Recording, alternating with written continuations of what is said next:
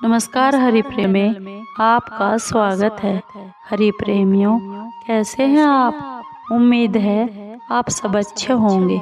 आइए आज का प्रसंग सुनते हैं। आज का प्रसंग है श्रीमद् भगवत गीता अध्याय 7। हरि प्रेमियों, वीडियो को अंत तक जरूर देखना। अगर आप चैनल पर नए हैं तो प्लीज़ सब्सक्राइब करें और बेल आइकॉन को जरूर दबाएं ताकि आप तक हमारे सारे नोटिफिकेशन पहुंचते रहे। हरि प्रेमियों, आइए जानते हैं। वास्तव में श्रीमद् भगवत गीता का महात्म्य इस वाणी द्वारा वर्णन करने के लिए किसी की भी सामर्थ्य नहीं है, क्योंकि यह एक परम रहस्यमय ग्रंथ है। इसमें संपूर्ण वेदों का सार संग्रह किया गया है। जो मनुष्य शुद्ध चित्त होकर प्रेम पूर्वक इस पवित्र गीता शास्त्र का पाठ करता है, वह भय और शोक आदि से रहित होकर विष्णु धाम को प्राप्त कर लेता है। जो मनुष्य सदा गीता का पाठ करने वाला है तथा प्राणायाम में तत्पर रहता है, उसके इस जन्म और पूर्व जन्म में किए हुए समस्त पाप निसंदेह नष्ट हो जाते हैं। जल में प्रतिदिन किया हुआ स्नान मनुष्यों के केवल शारीरिक मल का नाश करता है, परंतु गीता ज्ञान रूप जल में एक बार भी किया हुआ स्नान संसार मल को नष्ट करने वाला है। जो साक्षात कमलनाभ भगवान विष्णु के मुख कमल से प्रकट हुई है, उस गीता का ही भली भांति गान करना चाहिए। अन्य शास्त्रों के विस्तार से क्या प्रयोजन है? जो महाभारत का अमृत सार है तथा जो भगवान श्री कृष्ण के मुख कमल से प्रकट हुआ है, उस गीता रूप गंगा जल को पी लेने पर पुनः इस संसार में जन्म नहीं लेना पड़ता। श्री भगवान बोले, हे पार्थ, अनन्य प्रेम से मुझ में आसक्ति चित्त तथा अनन्य भाव से मेरे प्राण होकर योग में लगा हुआ तू जिस प्रकार से संपूर्ण विभूति बल ऐश्वर्य आदि गुणों से युक्त सबके आत्म रूप मुझ को संशय रहित जानेगा, उसको सुन। मैं तेरे लिए इस विज्ञान सहित तत्व ज्ञान को संपूर्णतया कहूँगा, जिसको जानकर संसार में फिर और कुछ भी जानने योग्य शेष नहीं रह जाता। हजारों मनुष्यों में कोई एक मेरी प्राप्ति के लिए यत्न करता है, और उन यत्न करने वाले योगियों में भी कोई एक मेरे प्राण होकर मुझको तत्व से अर्थात यथार्थ रूप से जानता है।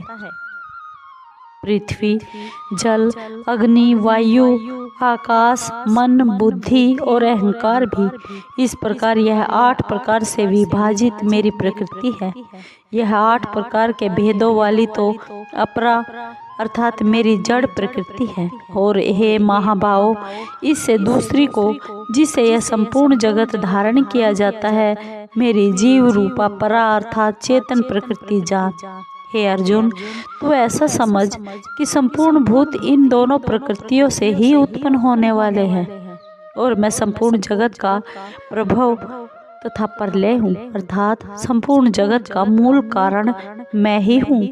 हे धनंजय, मुझसे भिन्न दूसरा कोई भी परम कारण नहीं है।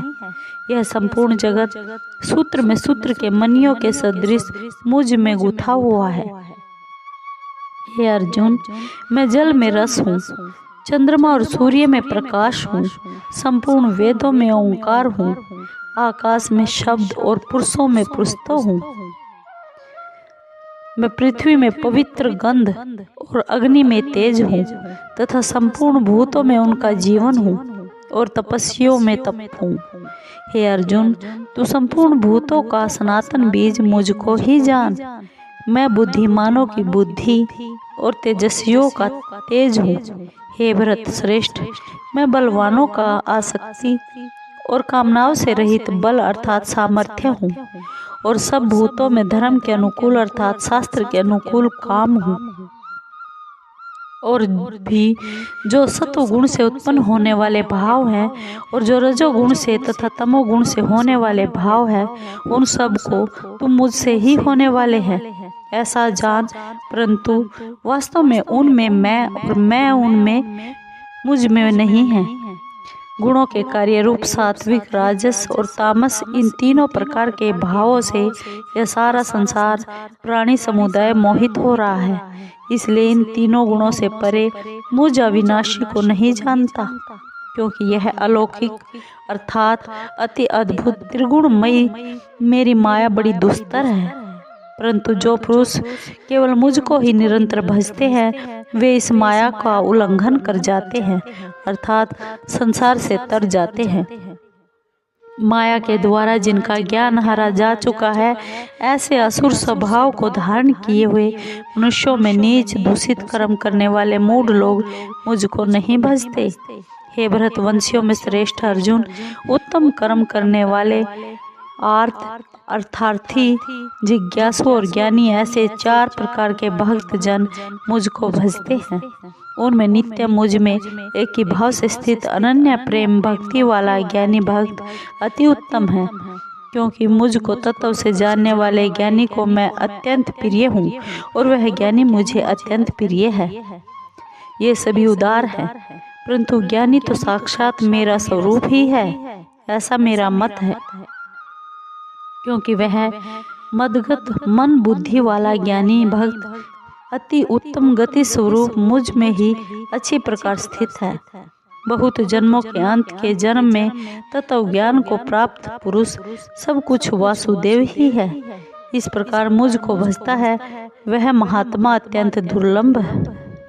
उन भोगों की कामना द्वारा जिनका ज्ञान हरा जा चुका है, वे लोग अपने स्वभाव से प्रेरित होकर उस नियम को धारण करके अन्य देवताओं को भजते हैं अर्थात पूजते हैं।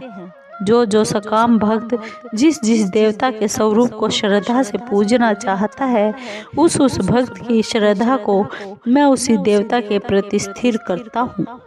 वह पुरुष उस श्रद्धा से युक्त होकर उस देवता का पूजन करता है और उस देवता से मेरे द्वारा ही विधान किए हुए उन इच्छित भोगों को निसंदेह प्राप्त करता है। परंतु उन अल्प बुद्धि वालों का वह फल नाशवान है तथा वे देवताओं को पूजने वाले देवताओं को प्राप्त होते हैं और मेरे भक्त चाहे जैसे ही भजे, अंत में वे मुझको ही प्राप्त होते हैं। बुद्धिहीन पुरुष मेरे अनुत्तम अविनाशी परम भाव को न जानते हुए मन इंद्रियों से परे मुझ सच्चिदानंद घन परमात्मा को मनुष्य की भांति व्यक्ति भाव को प्राप्त हुआ मानते हैं। अपनी योग माया से छिपा हुआ मैं सबके प्रत्यक्ष नहीं होता, इसलिए यह अज्ञानी जन समुदाय मुझ जन्म रहित अविनाशी परमेश्वर को नहीं जानता, अर्थात मुझको जन्मने मरने वाला समझता है। हे अर्जुन, पूर्व में व्यतीत हुए और वर्तमान में स्थित तथा आगे होने वाले सब भूतों को मैं जानता हूँ, परंतु मुझको कोई भी श्रद्धा भक्ति रहित पुरुष नहीं जानता। हे भरतवंशी अर्जुन, संसार में इच्छा और द्वेष से उत्पन्न सुख दुख आदि द्वंद्व रूप मोह से संपूर्ण प्राणी अत्यंत अज्ञानता को प्राप्त हो रहे हैं, परंतु निष्काम भाव से श्रेष्ठ कर्मों का आचरण करने वाले जिन पुरुषों का पाप नष्ट हो गया है, वे राग द्वेष जनित द्वंद्व रूप मोह से मुक्त दृढ़ निश्चयी भक्त मुझको सब प्रकार से भजते हैं। जो मेरे शरण होकर जरा और मरण से छूटने के लिए यत्न करते हैं, वे पुरुष उस ब्रह्म को, संपूर्ण अध्यात्म को, संपूर्ण कर्म को जानते हैं। जो पुरुष अधिभूत और अधिदैव के सहित तथा अधियज्ञ के सहित मुझे अंत काल में भी जानते हैं, वे युक्त चित्त वाले पुरुष मुझे जानते हैं अर्थात प्राप्त हो जाते हैं। हरि प्रेमियों, आपको ये वीडियो कैसी लगी? अगर आपको वीडियो अच्छी लगी हो तो प्लीज़ लाइक कीजिए, शेयर कीजिए, सब्सक्राइब कीजिए और कमेंट ज़रूर कीजिए। धन्यवाद।